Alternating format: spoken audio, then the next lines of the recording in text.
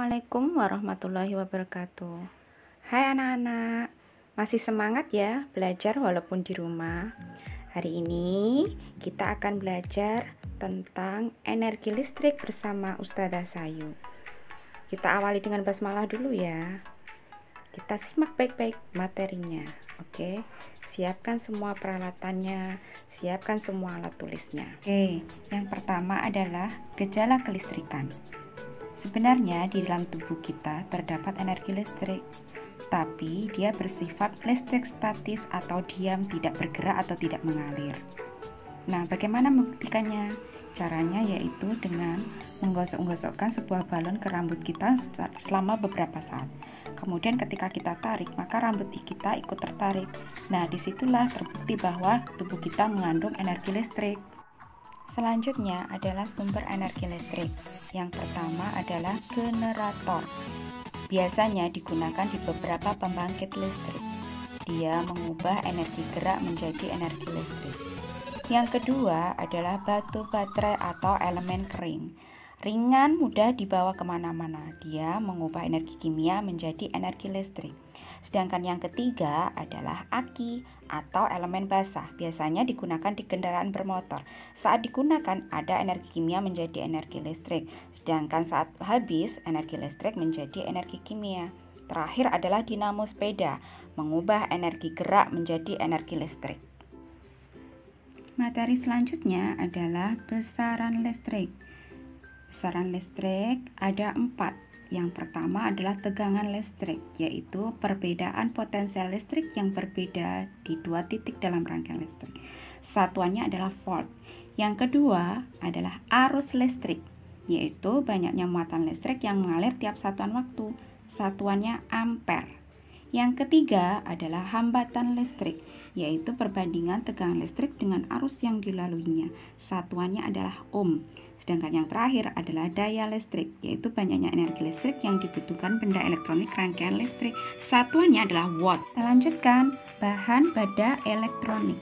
Yang pertama adalah konduktor listrik, yaitu bahan yang bisa menghantarkan listrik dengan baik. Contohnya adalah logam. Logam apa saja? Banyak. Ada besi, ada baja, ada tembaga, dan tembaga adalah bahan yang paling baik. Yang kedua adalah isolator listrik, yaitu bahan yang tidak bisa menghantarkan dengan baik listrik. Contohnya apa? Contohnya kertas, non-logam, kaca. Ya, adalah macam rangkaian. Ada 2. Yang pertama adalah rangkaian terbuka. Cirinya adalah lampu tidak menyala. Tidak ada arus listrik yang mengalir. Saklarnya terbuka. Itu adalah ciri rangkaian terbuka. Rangkaian yang kedua adalah rangkaian tertutup. Ciri khususnya adalah saklar tertutup, kemudian rangkaian listriknya mengalir, arus listriknya terhubung, lampunya menyala. Itu adalah ciri khusus rangkaian tertutup. Selanjutnya adalah macam rangkaian listrik tertutup. Yang pertama adalah rangkaian seri. Ciri khususnya adalah disusun berderet, tidak bercabang, dan hemat kabel listrik. Yang kedua adalah rangkaian paralel. Disusunnya bercabang, membutuhkan kabel lebih banyak. Sedangkan yang ketiga adalah rangkaian campuran. Ada rangkaian seri dan rangkaian paralel. Biasanya ditemukan di instalasi rumah. Nah, kita ambil contoh menggunakan lampu. Ya, saya pasang seperti ini. Nah, ini saya pasang yang satu di sini, yang satu saya pasang di sebelahnya sini. Nah, oke ya, teman-teman bisa perhatikan nih. Nah, begini. Nah, perhatikan ya teman-teman. Nah, ini rangkaiannya apa teman-teman? Rangkaian seri kalau misalnya saya masukkan ke sini. Nah, ini arus listriknya saya hubungkan dengan sumbernya. Nah, menyala ya. Apa cirinya yang menjadi rangkaian seri itu? Kalau satu lampu ini kita lepas, pasti yang lainnya akan mati. Perhatikan teman-teman, saya ambil satu. Nah, mati ya kan? Saya pasang lagi, nyala lagi. Saya ambil yang sini misalnya. Nah, seperti ini. Ya, sama ya. Oke, ini rangkaiannya seri. Nah, sekarang bagaimana kalau kita mau merangkai paralel, teman-teman? Nah, kita tinggal ubah nih ke sini. Perhatikan teman-teman ya. Ini seperti ini seperti ini. kemudian ini saya taruhnya di sini.